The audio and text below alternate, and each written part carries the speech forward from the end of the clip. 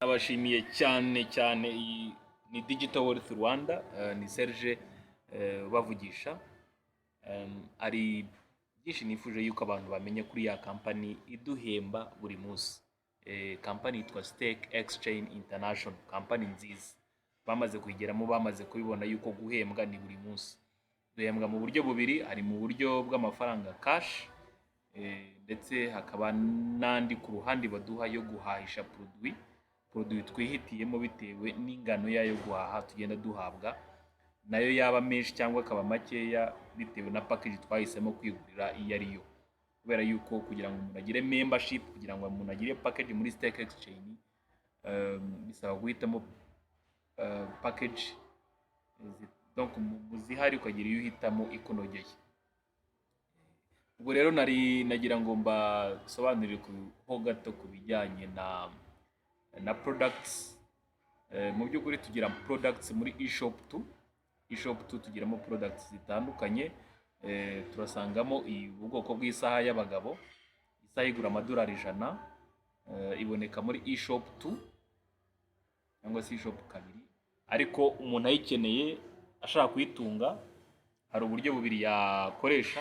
Ubwa mbere wakwishyura amafaranga yawe cash. Icyo gihe iyo wishyuye ugura ibyo bita package wallet, amafaranga yawe akashyirwa mu y'ikoranabuhanga, akajya kuri package wallet, noneho akimurwa ava kuri package wallet ajya kuri reward wallet, hanyuma ukayakoresha wihahira isaha nk'iyingiyi y'abagabo, cyangwa se ukeneye nk'iyingiyi y'abadamu. Izi saha urumva ko iyo niyo nzira yo kuzigura. Ubundi buryo iyo niyo nzira yo kuba watunga igikoresho nk'iki. Ubundi buryo ushobora gukoresha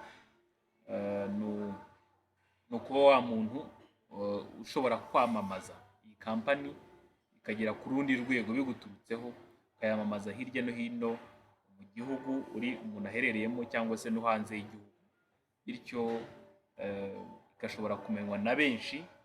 Ibyo rero hari aho bigera kampani nayo ikabibona muri ako kazi urimo gukora, ikabiguhembera.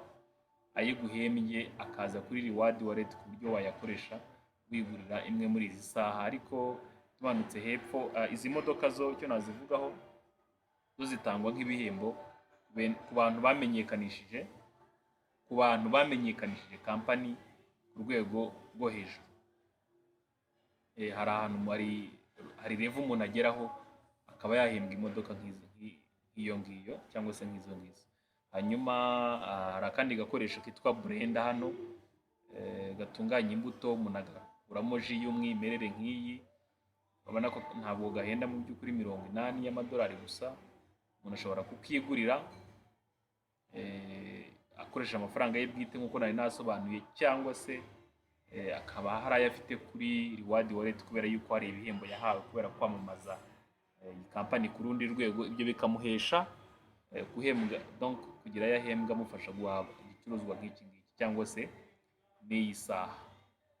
Iyi trip nayo ni bimwe, ngo hari urwego ugeraho ku buryo ushobora guhabwa trip yo kujya Dubai ugahembwa aya ngaya 1,500,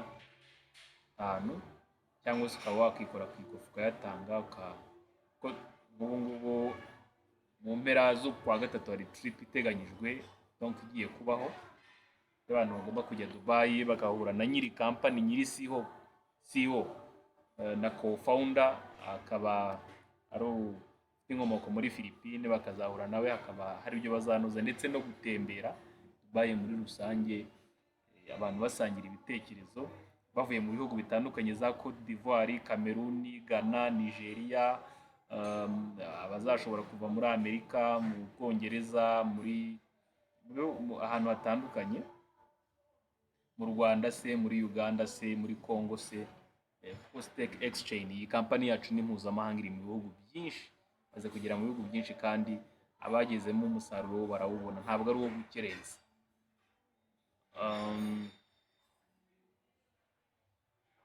Izi produits zo muri eShop 2 rero nizo nsobanuyeho. Hanyuma iyo tugiye muri eShop 1, ho hari produits zirimo umuntu abona ari uko yakoresheje amafaranga kampani mwihera yo guhahisha. Kampani duha amafaranga yo guhahisha produit, ukaba wayakoresha ugira produit wihahira.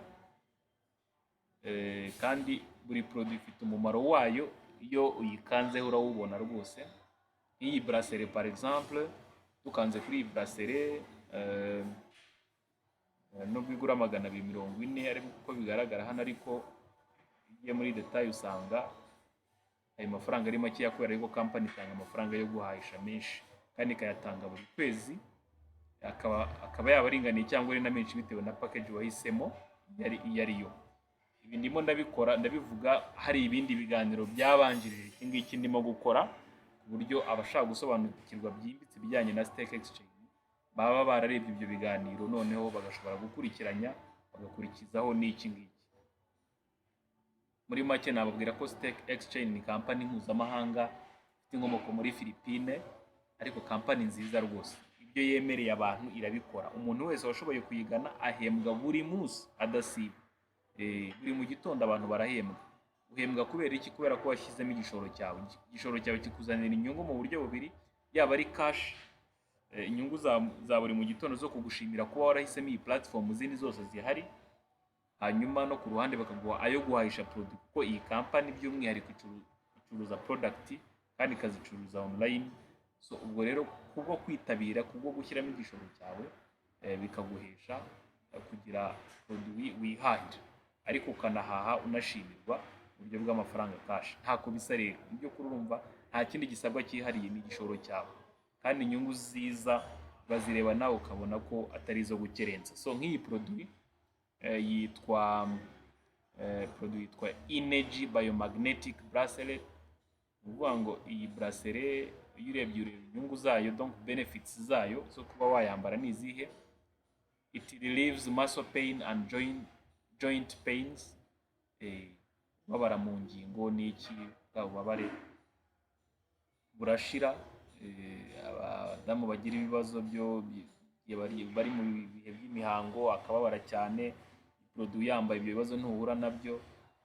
Abantu bagira ibibazo by'umutwe wa hato na hatoya, kugabanya cholesterol mu mubiri w'umuntu, ibibazo dushobora guterwa n'amatelefone nabyo iyi produit irabimara, donc kongera umuvuduko, kuregulariza cyangwa se kuba circulation y'amaraso mu mubiri yarushaho gukora neza. Iyi produit nabyo ibikoraho, kongera energy mu mubiri w'umuntu ku buryo wumva rwose ufite ingufu, umeze neza, nta bintu byo kumva muri wowe umeze nkaho uri weak, ufite intege nkeya. Wambaye iyi produit ni sawa cyane. So urumva rero ni produit y'umumaro yaba ku bantu bakuze ndetse no ku bakiri batoya. Urumva rero igiciro cyo ntabwo ko umuntu byonyine, umuntu ufite package package ya $360 y'amadolari ya Bitcoin, uguze iyo package gusa, ntanze urugero muri package dufitemo, ahita ahabwa $241 mu gihe cy'ukwezi kumwe gusa yo guhahisha produit, kandi aza buri kwezi angana atyo. Ku ruhande akazajya ahabwa n'ishimwe $60 nayo aza buri kwezi mu gihe cy'umwaka wose. Ubwo mvugiye kuri iyo package gusa ya $360 y'amadolari ya Bitcoin. Uyu ni package imwe misemo muri nyinshi zihari umuntu ushaka kuba member. Urumva rero ayo guhahisha muhisemo byumva yuko mu by'ukuri ni makeya, biba bisaba package nk'iyo ngita ntoya rwose, kandi uhita uhabwa angana gutyo maze gusobanura. Iyi ni produit imwe nari mbabwiyeho gatoya ku bijyanye n'ibisobanuro byayo, ariko produit zo ni nyinshi, ngira ngo abantu bagiye bazibona. Harimo ipanu dushobora gutekaho ubwoko bw'ibiryo bitandukanye, harimo amarinete meza cyane ku bantu bakoresha imashini.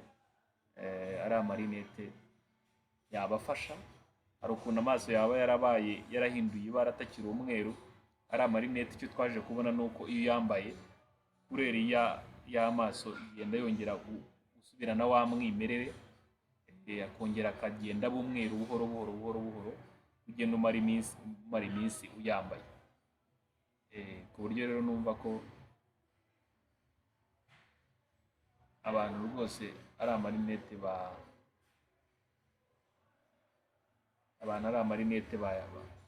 bayagura bakayakoresha.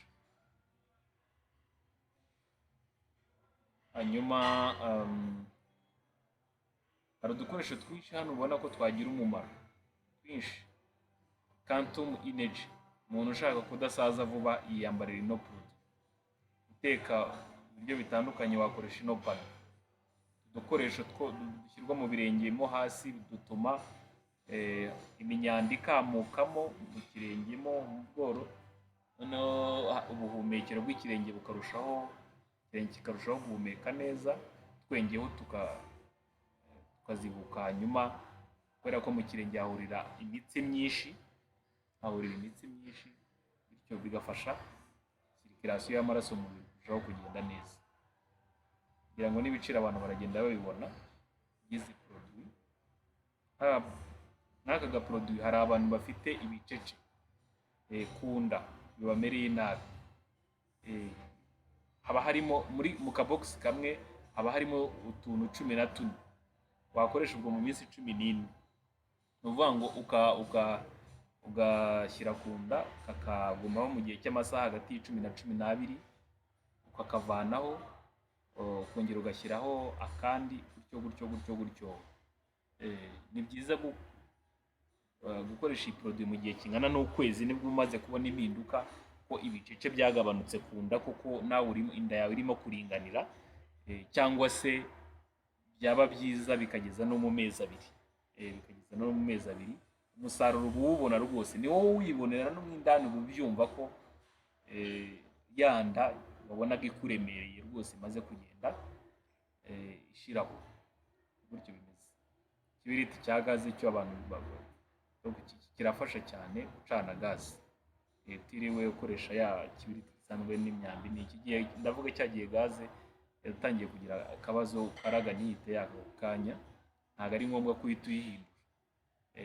Hanyuma electric foot massager ni icyuma gikoreshwa muri massage yo mu birenge, ukagihagararaho. Massage abantu barayikeneye cyane.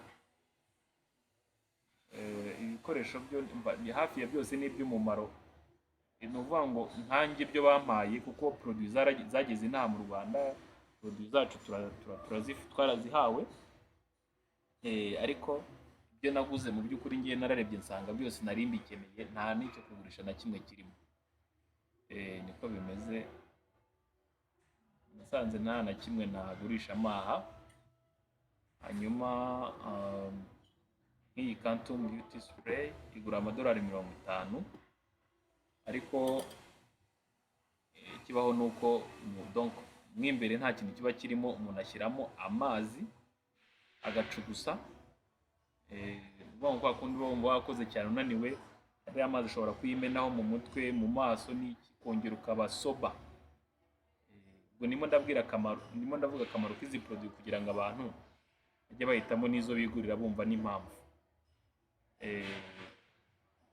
Iyi Quantum Beauty Spray ni nziza cyane, nta bintu by'umunaniro wa hato na hato wagira, kwa kundi ku bantu bagira akazi kenshi. Hanyuma female magnetic energy underwear, iyi ngiyo ifasha, donc nta infection wagira nk'umudamu cyangwa umukobwa zatewe wenda n'ibibazo bitandukanye by'isuku nkeya y'ahantu ukorera cyangwa iki. Umwenda w'imbere wafasha cyane. Hanyuma iyi pain relief patch, nk'aka ni agakoresho umuntu ashyira ahantu ababara, hari ukuntu uva muri siporo ukumva ufite amavunane, ukaba wagashyiraho rwose bikagufasha, bwa bubabare bukagenda bugabanuka. Kano gakoresho ka water treatment and purifier nako ni sawa cyane, kubera yuko amazi urayayungurura ugahita uyanywa ako kanya bidasabye kujya kuyateka. Uno mwenda w'abagabo nguyu ngiye narawuguze rwose, urafasha kugira ngo umuntu bya bice ubwo abantu barabyumva, umwenda w'abagabo w'imbere nyine, ariko ahangaha urafasha cyane cyane ku bagabo bashaka kwiyubakira ingo zabo mu buryo bukwiriye.